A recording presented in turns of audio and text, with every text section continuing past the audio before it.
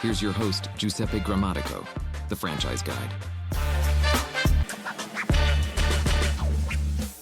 When it comes to, the investment and funding, Jen, obviously, this is where we met in the past on the funding side.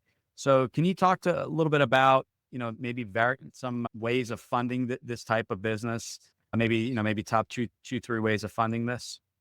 Sure, yeah, absolutely. So, I mean, the obvious one is that the SBA loan. Also, we're going to be looking into not necessarily a fleet loan for the vehicles, but going to the local. Well, I don't know, Zach. You could probably explain the fleet program. Well, Better than I I can, think there's but a couple options on the, when yeah, you look at the vehicles, our goal is to hopefully they ramp up as quickly as possible. We're flexible on the actual type of vehicle they're going to be driving. So a lot of the Okay. times the dealership is going to have the lowest interest rate and best financing option on the vehicle itself. I think it's going to be the typical jobs rollover SBA type of funding opportunity. yeah, And then for initial growth, I like this concept for the future growth because it can be done through the dealership financing. It's not a $250,000 second vehicle they had to get. It's a $20,000 to $30,000. Right. Sounds good. And that's right. I actually, we talk about SBA all the time, but I forgot about the fleet loan. So that's a very good point.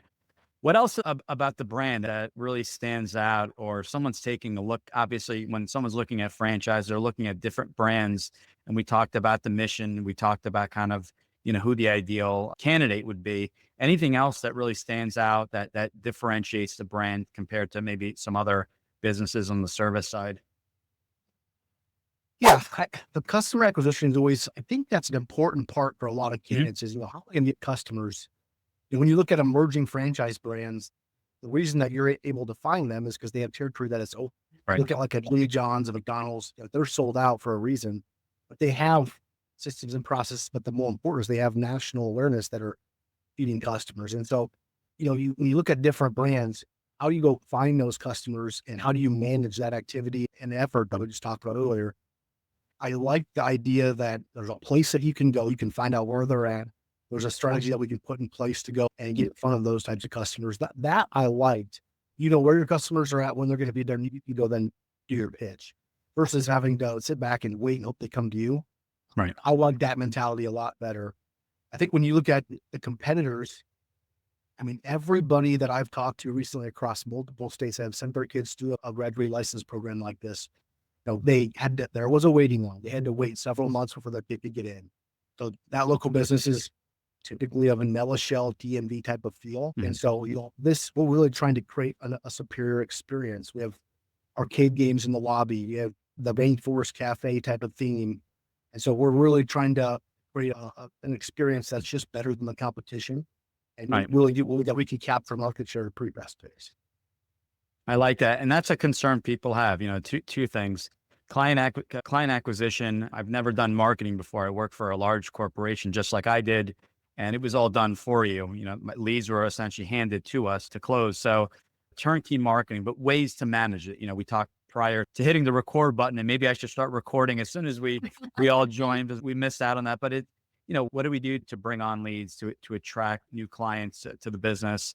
That's crucial. And it's an ever evolving thing. I know when I first started with SEO, and the algorithms are constantly changing. So really having that support as to exactly, how do I go about this? And then what do you do over and beyond? So yes, we handle the digital, but what else can be done? As you mentioned, events. So, my wife was president of the PTO for 3 years. I think that was the max. And then you had to change to a different position. So, or PTA, PTO, and depending on the school, they call it different, but what should we be doing? Should we be sponsoring events? Should we be working with the schools?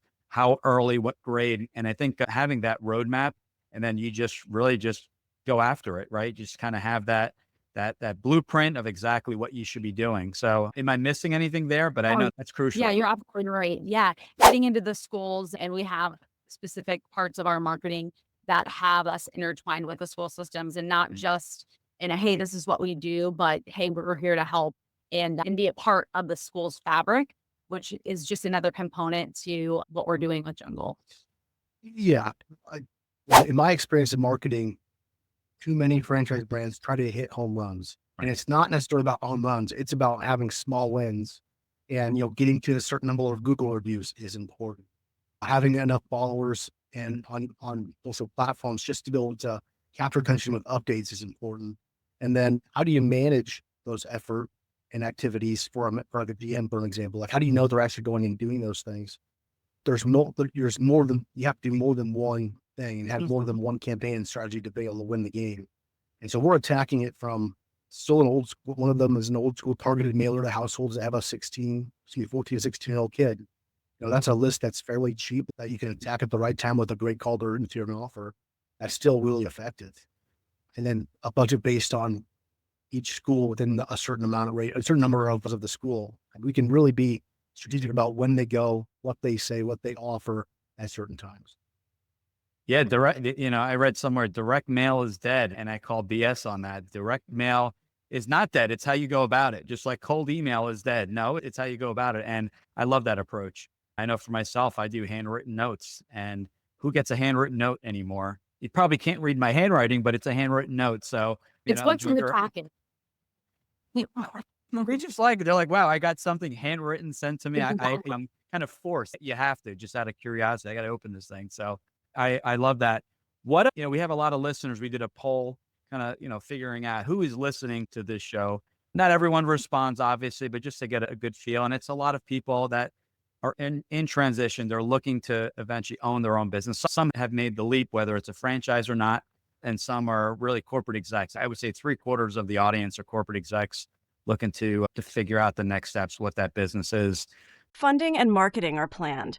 But what's the essential mindset and operational advice for any new franchisee? Get ready for some entrepreneurial wisdom.